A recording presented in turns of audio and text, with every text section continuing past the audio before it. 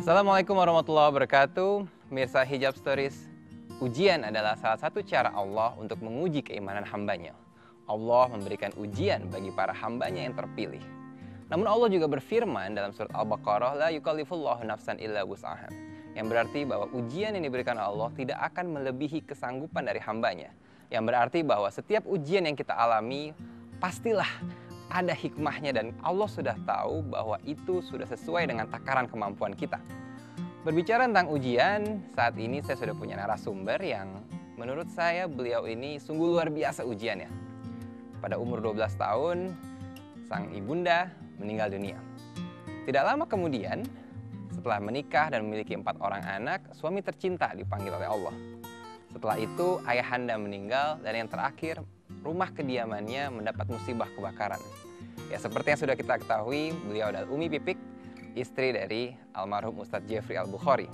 Kita akan ngobrol dan cari tahu apa yang membuat Umi Pipik begitu tegar dan begitu tangguh menghadapi semua ujian yang dihadapinya dan apa yang tetap membuatnya tersenyum hingga saat ini. Ingin tahu jawabannya? Tetap di Hijab Stories, A Beautiful Spiritual Journey.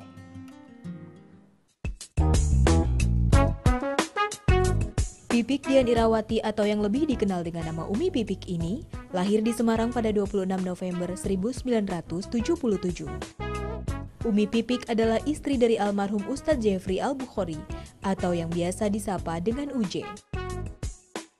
Umi mengawali karirnya dengan menjadi seorang gadis sampul majalah remaja di tahun 1995 sampai 1997. Setelah menikah, Umi justru terjun dalam dunia tarik suara dengan berduet dengan sang suami. Dan kemudian bergabung dalam grup musik Fatima Voice. Mereka juga dikaruniai 4 orang anak, yaitu Adiba, Abizar, Ayla, dan Bilal. Tahun 2013 merupakan tahun terberat bagi Umi Pipik serta keempat anaknya. Karena tepat pada hari Jumat 26 April 2013 lalu, almarhum Uje meninggal dunia akibat sebuah kecelakaan motor tunggal. Kisah kehidupan Umi Pipik dan Uje pun tertuang dalam sebuah film berjudul Hijrah Cinta. Kini, bintang film Haji Backpacker ini tengah sibuk menggantikan almarhum untuk berdakwah dan menafkahi keluarga.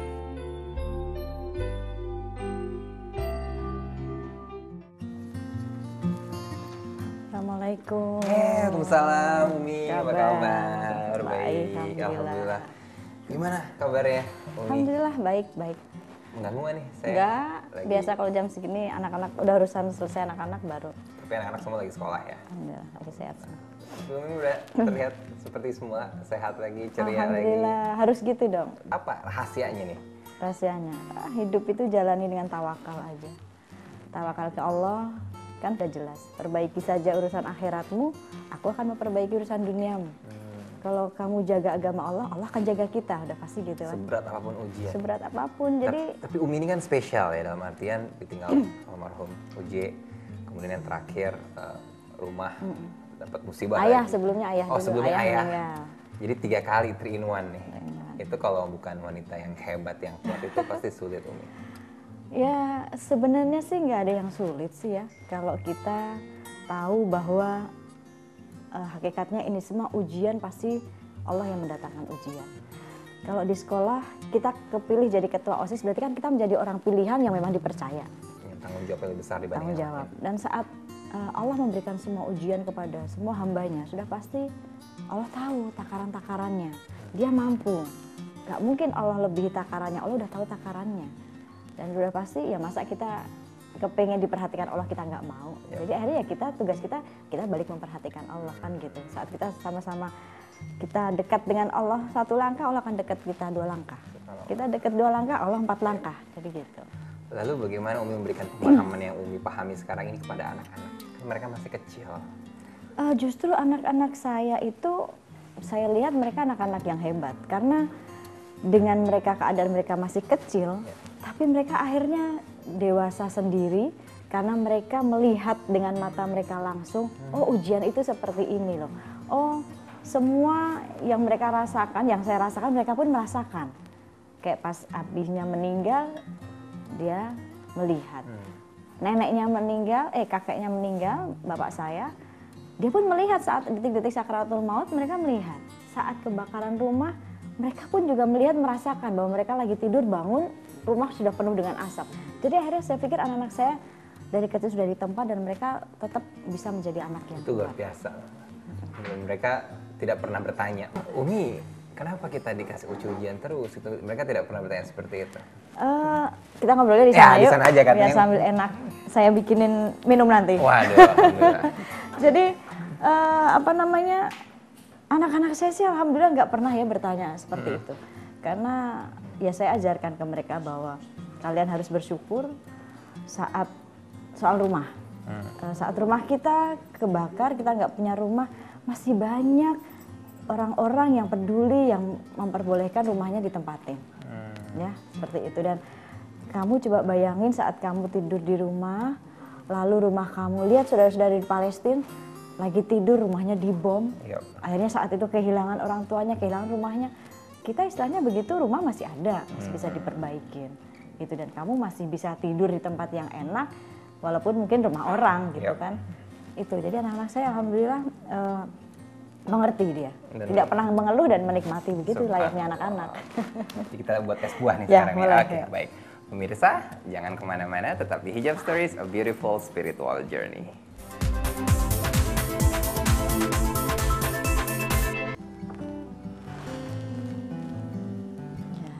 Ini saya buat es buah nih, Asad nih. Waduh, alhamdulillah. Ini pemirsa jangan iri ya, ini katanya es buah Umi buat saya nih, spesial ya Umi ya. Spesial, jarang-jarang nih. Jarang-jarang. Jarang ada tamu maksudnya. Gila ada tamu, tamu penting. Waduh, alhamdulillah. Umi ini Ya. saya sering mengamati ya setelah kepergian almarhum, Umi sering berpakaian hitam. Ini apa? Ada maknanya atau memang sudah sudah diniatkan atau memang masih berduka? Enggak lah, hitam bukan warna duka. Salah banget pemirsa ya.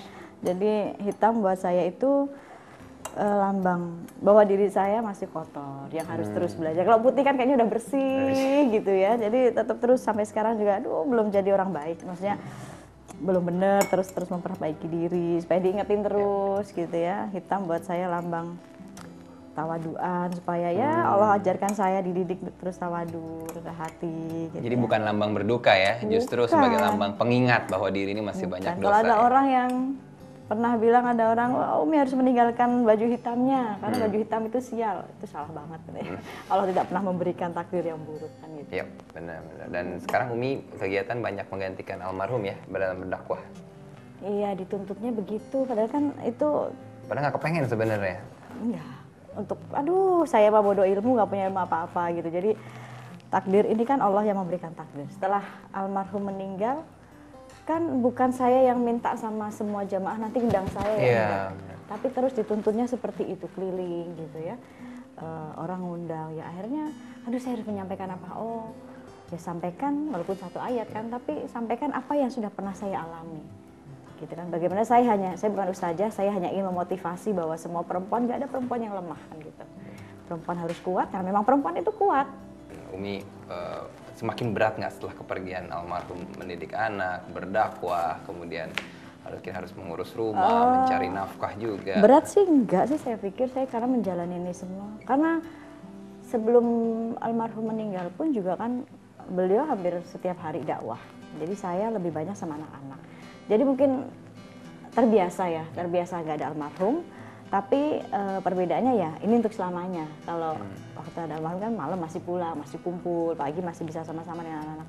Bedanya itu aja. Cuma kalau untuk rutinitas ya sekarang memang lebih banyak saya untuk urusan ya dakwah itu. Dakwah ya. Tapi tetap poinnya masih jadi ibu rumah tangga, jadi ayah juga untuk ngurusin anak-anak. Karena kan kalau saya nggak pernah ngambil acara dakwah malam, karena malam waktu saya sama anak-anak. Apa pesan terakhir almarhum pada saat sebelum meninggal, dan waktu itu katanya Umi juga tidak ada perasaan apa-apa ya? Iyalah, saya nggak pernah punya firasat apa-apa. Jadi saya masih ingat satu hari sebelum beliau malam meninggal, siang itu kita sholat zuhur berjamaah, berdua di dalam kamar, berdua saja. Saat itu beliau hanya berpesan, Umi sudah harus bisa seperti Abi katanya. Saya bilang, maksudnya ya dakwah. Aduh, enggak, jangan. Karena saat itu saya nggak punya firasat apapun. Pikirnya suami saya panjang umur, kita kakek-kakek, nenek-nenek sampai nikahin anak kan gitu. Kondisinya lagi dalam posisi sedih atau bercanda aja, Umi harus bisa gantiin Abi atau? Ya biasa saja. Biasa saja. Karena beliau kan nggak sakit, hanya lelah saja, mungkin masuk angin saja, nggak punya sakit, wilayah sakit yang buruk itu enggak. Terus, aduh Abi saja deh yang dakwah. Memang ngurus suami, ngurus anak-anak, udah di belakang layar aja gitu kan. Memang bodoh ilmu udah gitu. Semua orang masih butuh Abi. Nah itu enggak, kamu udah harus bisa. Kamu bentar lagi udah harus jadi wanita yang lebih sabar, lebih kuat, lebih tegar. Saya tanya kenapa gitu. Karena sebentar lagi ribuan orang akan melihat kamu. Saya di situ nggak punya firasat apapun. Baru sadar setelah sehari meninggal, begitu ribuan orang datang nyolatin atau datang berbelasungkawa, di situ saya ingat saat terakhir beliau itu seperti itu. Nyangka nggak sampai sebegitu banyaknya orang datang? Jadi gini, saat saya masih ingat sama beliau waktu kita berdua datang takziah ke meninggalnya Pak Kiai Zainuddin MZ. Di situ begitu mau masuk rumahnya juga susah, banyak orang. Terus waktu disolatin di masjid juga banyak banget yang nyolatin. Di situ almarhum bilang sama saya, aduh Masya Allah ya Pak Kiai ini, Abi bisa nggak ya meninggal disolatin orang banyak seperti ini?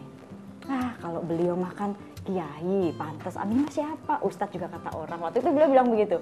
Jadi saya cuma bilang amin insya Allah kan gitu. Terus begitu beliau meninggal, sepanjang jalan semua orang berdiri memberikan penghormatan terakhir di Istiqlal. Saya melihat ribuan orang. Saya di dalam mobil jenazah di depan keranda saya ngobrol. Tuh lihat, ingat banget kemarin masih sempat bilang waktu Pak Kiai meninggal, ribuan orang nyolatin, sekarang Abi pun juga seperti ini. Ya ini semua kan Allah. Allah yang mendatangkan, menggerakkan semua manusia yang akhirnya semua cinta. Memberikan penghormatan terakhir. Betul-betul penghormatan terakhir yang sangat luar biasa ya. Dan apa yang masih teringat sekarang nih, kalau kita kan, kalau ya flashback dikit lah, hal yang mungkin masih jadi, ya kangen sama Abi karena tiap pagi suka bareng ngapain, sarapan atau apa. Kita tuh hobinya sama berdua, seneng-seneng nonton. Dua-duanya seneng nonton, kalau udah ada film bagus, dalam satu hari tuh bisa terus pindah studio ini, nonton, dihabisin itu film.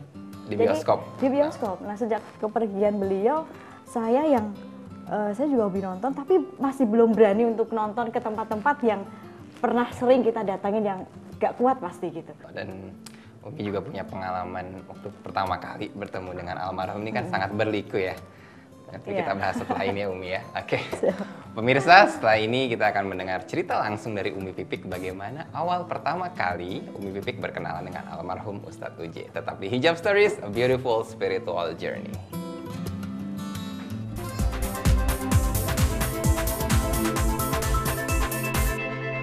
Baik pemirsa, masih di edisi Hijab Stories bersama Umi Pipik.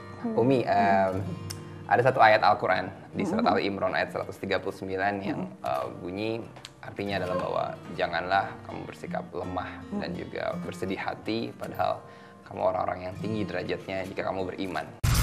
وَلَا تَهِنُوا وَلَا تَحْزَنُوا وَأَنْتُمُ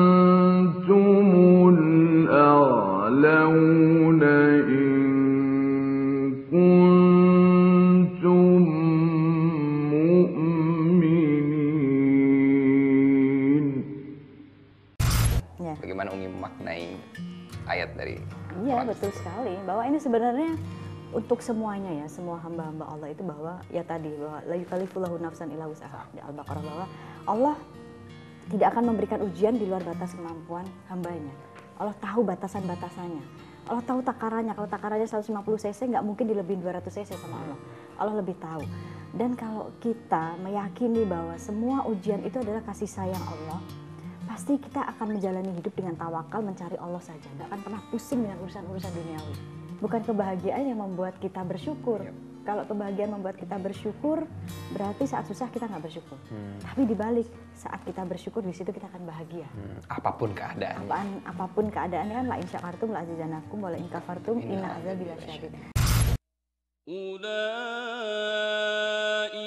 lahum nasibum mimma kasabu والله سريع الحساب. Saat kamu bersyukur, aku tambahkan nikmatnya. Kita nggak minta saja Allah udah kasih gitu kan. Dan kalau berbicara tentang awal pertama kali Umi bertemu dengan almarhum, kan berliku ya. Tapi Umi sudah betul-betul menemani lah ibaratnya beliau dan sangat sabar, membimbing atau ibaratnya terus berjalan berdampingan. Itu bagaimana ceritanya kalau Umi dari awal?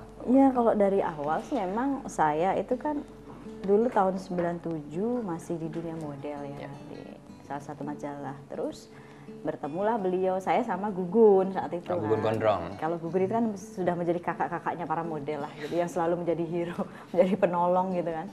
Terus saat itu karena Gugun sama almarhum sama Iwel sama teman-temannya emang udah akrab, terus bertemulah saat itu, pengen diajak ke Menteng saat itu. Beliau pengen ketemu sama Uji saat itu. Terus akhirnya saat ketemu saya hanya melihat dari jauh gitu kan, itu yang main sinetron ini, dulu dia sudah main sinetron saat itu, salah satu stasiun TV yang saya suka ngikutin dan saya suka dengan aktingnya, yang gayanya yang itu gondrong kan, terus dengan penampilannya seperti itu tapi rajin sholat gitu. Jadi akhirnya saat itu pengen ketemu, pengen kenal, nggak boleh sama Gugun. Kenapa nggak boleh? Ya alasannya pokoknya saat itu dia playboy, jangan. Oh, hati-hati lah mau ada anak Hati-hati lah ini. pokoknya. Tapi saat itu hanya lihat-lihatan aja. Iya. Terus selanjutnya ketemu lagi saat kita kumpul sama-sama bulan puasa, ada undangan dari salah satu pengusaha gitu ya, terus kita kumpul ketemu di situ. Akhirnya dari situ kenalan dan sudah nggak gondrong lagi kan, beliau sudah kurus gitu, alim banget lah saat itu. Saya pakai baju koko gitu ya, terus kenalan, tuker-tukeran telepon, ngajak jalan. Dari situlah terus yang akhirnya Mulai dekat saya ya? mulai dekat, mulai pacaran, baru saya tahu kalau beliau itu pemakai. Oke. Terus tapi di situ keinginan yang untuk menjauh itu malah nggak ada.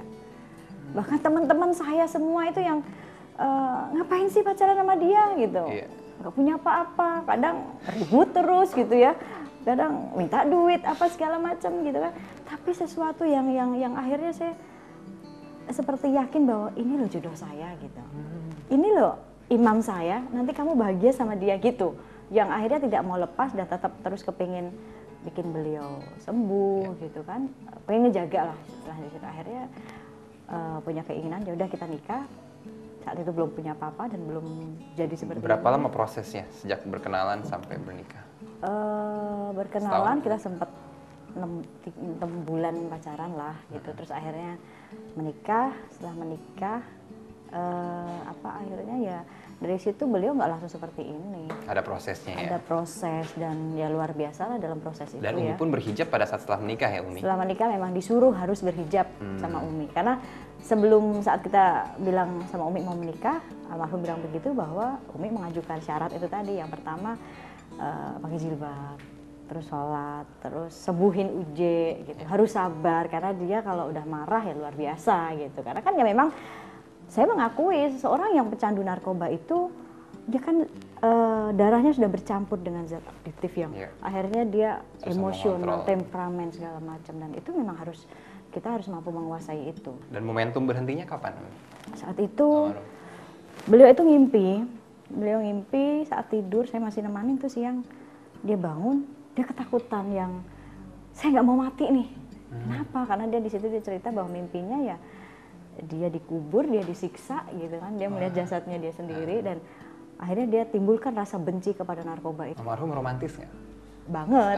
Kalau kita lagi ribut, saya sama beliau nggak pernah mau sampai lama-lama. Saya diem, ya udah dua-duanya diem. Paling besoknya kayak ngasih surprise, kayak misalkan ngajak nonton atau terus beliau pulang dari dakwah, nanti pas saya tidur atau apa, ada selipan sesuatu, dia bawa bantal atau nggak ditumpukan lemari baju saya, ada bunga lah atau ada coklat lah, apalah gitu. Romantisnya di situ. Dan sepeninggal almarhum, orientasi hidup atau goals dari Umi berubah nggak?